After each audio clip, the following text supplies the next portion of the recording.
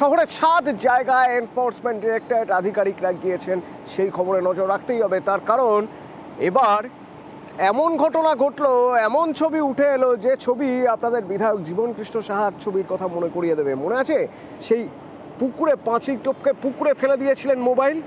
এখানে তো শহরের মাঝে তো পুকুর পাওয়া যায় না, আবাসনে কি করে পুকুর পাবেন? 3 তলা থেকে হাত বাড়িয়ে টুক করে মোবাইল দুটো দিয়েছিলেন ফেলে। কোথায়? বাগুইআটিতে। সরাসরি আমার 3 প্রতিনিধি আমার সঙ্গে রয়েছেন। অনুপ রয়েছেন আমার সঙ্গে বাগুইআটি থেকে, আমার সঙ্গে রয়েছেন সল্টলেক থেকে রৌনক, আমার সঙ্গে মেট্রোপলিটন থেকে বিশ্বজিৎ। 3 জনের সঙ্গে কথা বলবো, কারণ এই 3 জায়গাতে, তার সঙ্গে আরও 4 জায়গায় ইডি আধিকারিকরা তারা সকাল থেকে তল্লাশি করছেন, খুঁজছেন নথি, যে নথি তাদের ঠিক পথে নিয়ে যেতে পারবে তদন্ত। তো বাগুইআটিতে অনুপ রয়েছে, অনুপের সঙ্গে আগে কথা বলবো। তার কারণ ওই মোবাইলের কথা বলছিলাম না, দুটো মোবাইল ফেলে দিয়েছিলেন, যদিও সেই মোবাইলগুলো শেষমেশ তুলে এনেছেন তদন্তকারীরা। মোবাইল কেন ফেলতে হলো? কার সঙ্গে কথা বলতেন? কি এমন তথ্য ছিল যার বাড়িতে ইডি তল্লাশি? অনুপ, জানতে চাইবো তার কি পরিচয়।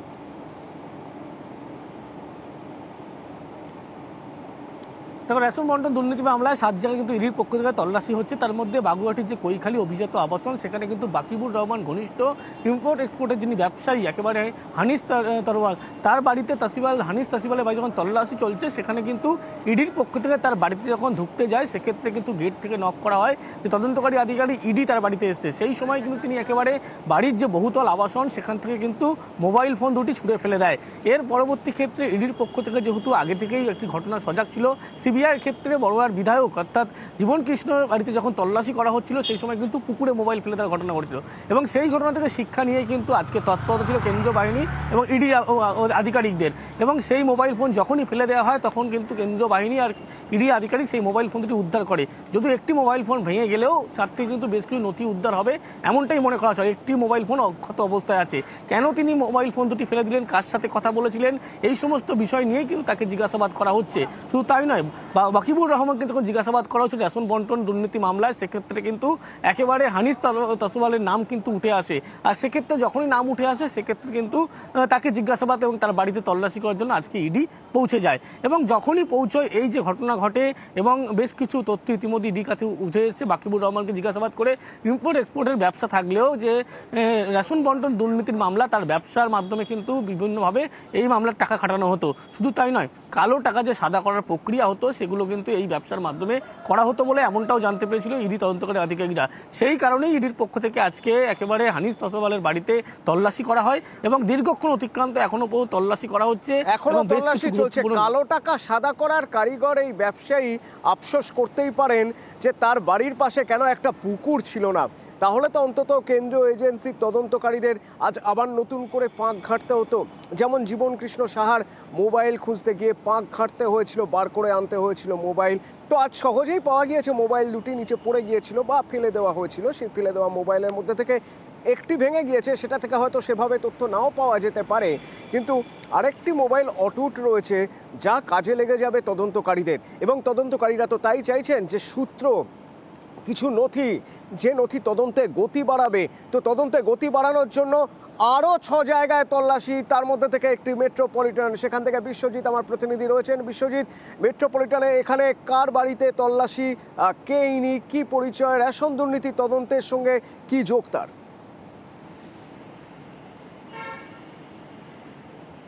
একদমই, বাগুইআটিতে যেমন বাকিবুর রহমানের ঘনিষ্ঠ ব্যবসায়ীর বাড়িতে তল্লাশি হচ্ছে, ঠিক তেমনি মেট্রোপলিটনেও শঙ্কর আঢ্য, তার যে ঘনিষ্ঠ ব্যবসায়ী এবং তার সম্পর্কে আত্মীয় বিশ্বজিৎ দাস, তার ফ্ল্যাটে তল্লাশি শুরু হয়েছে। 7:20 নাগাদ ইডির আধিকারিকরা তারা আসেন এখানে মেট্রোপলিটনে এবং এসে বেশ কিছুক্ষণ এই তার ফ্ল্যাট কোথায় রয়েছে তার লোকেশন খুঁজতে সময় নেন এবং প্রায় 3 ঘন্টা তারা বাইরে বসে থাকেন। দুটো ফ্ল্যাট রয়েছে এখানে বিশ্বজিৎ দাসের, একটি বি ব্লকের একটি 131 নম্বর প্লটে, আরেকটি বি ব্লকের 57 নম্বর প্লটে। আর এই 131 নম্বর প্লটটি তিনি ভাড়ায় দিয়েছেন। সেখানে বেশ কিছুক্ষণ সিঁড়িতে বসে থাকার অপেক্ষা করার পর তারপর ইডি আধিকারিকরা আবার এই 57, অর্থাৎ যেখানে আমরা এখন রয়েছি সেই বি ব্লকের, মেট্রোপলিটন বি ব্লকের প্লট 57, সেই বহুতলের থার্ড ফ্লোরে, সেখানেই এখন তল্লাশি শুরু করেছেন। এখানে বিশ্বজিৎ দাসের একজন ম্যানেজার তিনি রয়েছেন এবং তার সঙ্গে কথাবার্তা যেমন বলছেন, তার সঙ্গে জিজ্ঞাসাবাদ করছেন কি এই ফ্ল্যাটে কি নথিপত্র পান, সেদিকেই এখন নজর ইডির আধিকারিকদের।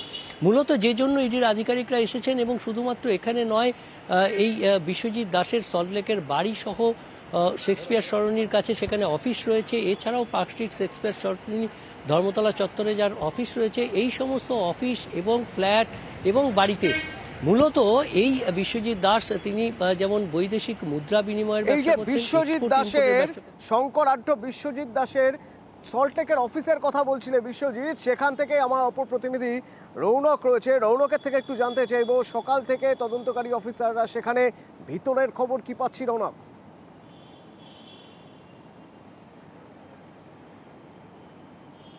দেখো, সকাল 7টা নাগাদ এই বিশ্বজিৎ দাসের যে সল্টলেকের বাড়ি, সেই সল্টলেকের বাড়িতে 5 সদস্যের ইডির আধিকারিক এসে উপস্থিত হন এবং তখনই দেখা যায় বিশ্বজিৎ দাসের বাড়ির বাইরে যে সাদা গাড়িটি এখনো দেখাচ্ছি তোমাকে, সেই গাড়ির পেছনের ডিকি থেকে বেশ কিছু তথ্য এবং নথি আধিকারিকরা নিয়ে বাড়িতে প্রবেশ করেন এবং টানা 5 ঘন্টা পেরিয়ে গেলেও এখনো কিন্তু তল্লাশি চলছে।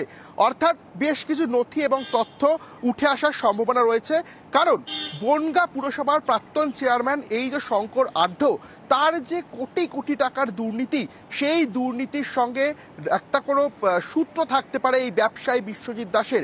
কেন? কারণ এই বিশ্বজিৎ দাসের ইম্পোর্ট এক্সপোর্টের ব্যবসা রয়েছে, এছাড়াও তার যে এই মানি এক্সচেঞ্জের একটা ব্যবসা রয়েছে। আমরা এর আগেও দেখেছিলাম অতনুদা, যে শঙ্কর আঢ্যর যে মানি এক্সচেঞ্জ কোম্পানি, সেখানে প্রায় 2700 কোটি টাকার হদিশ মিলেছিল এবং সেই সূত্র অনুযায়ী এই বিশ্বজিৎ দাসেরও কোনো রকম কোম্পানিকে ব্যবহার করে এই যে রেশন বন্টন দুর্নীতির কালো টাকা সাদা করা হতো কিনা, এই বিষয়কে সামনে রেখেই কিন্তু এনফোর্সমেন্ট ডিরেক্টরেটের আধিকারিকরা জিজ্ঞাসাবাদ করছে। তাদের হাতে ইতিমধ্যে বেশ কিছু তথ্য এবং নথি এসে পৌঁছেছে। এছাড়াও আমরাই দেখেছিলাম সেই চিত্রটি, যে যখন তারা এখানে এসে হাজির হয়েছিল, ঠিক এই গাড়ির পেছন থেকে ডিকি থেকে কিন্তু বেশ কিছু তথ্য এবং নথি তারা বার করে, তা নিয়ে আবার তারা বাড়িতে প্রবেশ করে এবং 5 ঘন্টা অতিক্রান্ত হয়ে গেলে এখনো লাগাতার তল্লাশি বেশ কিছু নথি মিলিয়ে দেখার প্রয়োজন হয়ে পড়েছিল তাদের। যে নথি তাদের কাছে এসেছে সেই নথির সঙ্গে নতুন পাওয়া নথি মিলিয়ে দেখার প্রয়োজন হয়ে পড়েছে। তো আপনাদের বলছিলাম না, 3 জায়গার ছবি তো দেখালাম, সব মিলিয়ে 7 জায়গায় আছে এজেন্সির গোয়েন্দারা, তারা তদন্ত করছেন, নথি খুঁজছেন। কোন কোন জায়গা? 3 জায়গা দেখালাম, আরও 4 জায়গার ছবি দেখাবো। দেখুন, নিউ আলিপুরের ছবি দেখছেন, নিউ আলিপুরের জি ব্লক, ব্যবসায়ী সুনীল রাহানের বাড়িতে ইডির তল্লাশি। সমীর প্রতিনিধি আমার সঙ্গে রয়েছেন। সমীর, কে এই সুনীল রাহানে, কিভাবে রেশন দুর্নীতির সঙ্গে তিনি জড়িত বলে মনে করছেন তদন্তকারীরা? সকাল সকাল একদম নিয়ারিপুর জি ব্লকে সুনীল রাহানির বাড়িতে হানা দিয়েছে।